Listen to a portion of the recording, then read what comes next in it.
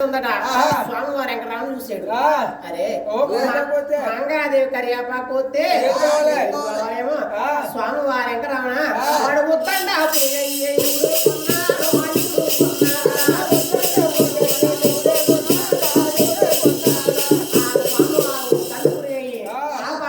కొమ్మకే కూడా కరియాపాకు లేకుండా ఊదేసాడట.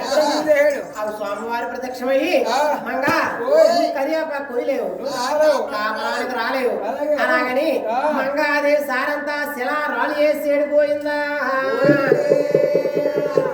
మంగాదేవి సారంతా శిలా రాళ్ళు చేస్తే ఆ దానిలో మంగాదేవి అది ఓ గొల్లమని గోల పెడుతుందట. అది ఓ పుట్టి ఇంటికినే దూరమయ్యేను. ఓ రామచంద్ర అక్క ఇంటికి నేను భారమయ్యేనా.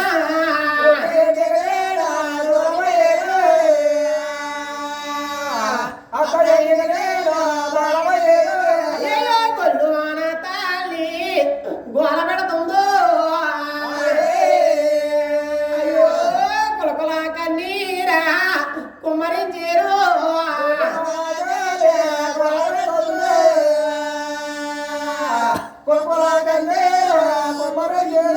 తల్లివారు గొల్లు మరి మంగాదేవి గోల పెడతా ఉందట. మంగాదేవి సోకితే ఆ యొక్క అదిగో ఆ దిగుతరపులో గోవిందరాజు సేవలు పడ్డదట. దిగుతరపులో గోవిందరాజు సేవలు పడితే అదిగో ఎవరిదో ఆడ సోకాపన అగ్నిద్రగానే పడుతుంది.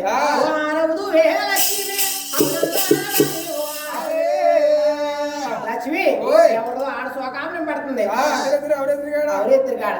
అంటే అప్పుడు లక్ష్మీదేవి ఉంటుందట. అదిగో నా తోటికోళ్ళ మంగాదేవి సారి తెస్తుంది. అదిగో మీ తమ్ముడు వెంకటరామని ఏం బాధ పెడుతున్నాడు. అలాగని లక్ష్మీదేవి గోవిందరాజు కూడా ఆ యొక్క మంగా అదిగో తమ్ముడు పర్వతాలు ఎక్కుతా ఉన్నాడట. అలా ఒక్కొక్క పర్వతాలు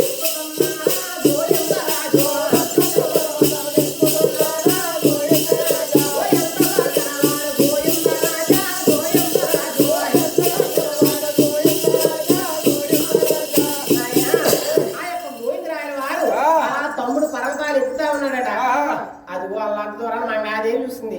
అరే నేను కట్టుకున్న వస్త్రాలు తిరిగిపోయాయి. అదిగో నా తల్లి వారు క్షణం ముందు చెప్పింది బావగారికి మన్నం చేయమని. అరే నాకు అదిగో నా కట్టుకున్న వస్త్రాలు తిరిగిపోయాయి. అలాగని ఆ యొక్క మంగాదేవి అదిగో తల్లి భూదేవిని అదిగో అదిగో భూదేవి తల్లి ప్రార్థిస్తా. అదిగో నన్ను కన్నా తల్లి తల్లి భూదేవో భూదేవి నన్ను 2-3 పేరు దాయమంటుందట. బలబల భూదేవి భూదేవిలో దాకున్నద మంగాదేవి. అది ఏడు వినపడుతుందట. మంగాదేవి కనపడతలేదు. గోవిందరాయల వారు అన్నారు, మా మంగా ఏడకమ్మా ఎక్కడున్నావమ్మా అని మంగాదేవిని అడుగుతున్నాడు గోవిందరాయల వారు. అదిగో మంగాదేవి ఉంటుందట. అది ఒక అక్కారు బావగారు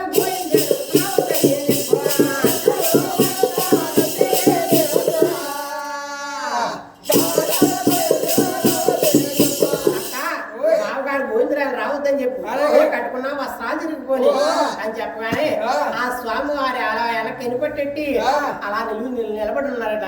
అది ఓ లక్ష్మీదేవి వస్త్రం పట్టుకెళ్ళి అది ఓ మంగాదేవికి ఇచ్చి ఆ గోవిందరాయుడు పై పంచెట్టుకెళ్ళి అదిగో లక్ష్మీదేవి కట్టుకుని మంగాదేవి భూదేవి నుంచి చీర కట్టుకుని బయటకు వచ్చి అది ఓ బావగారు గోవిందరాజా వద్దంటే తమ్ముడికి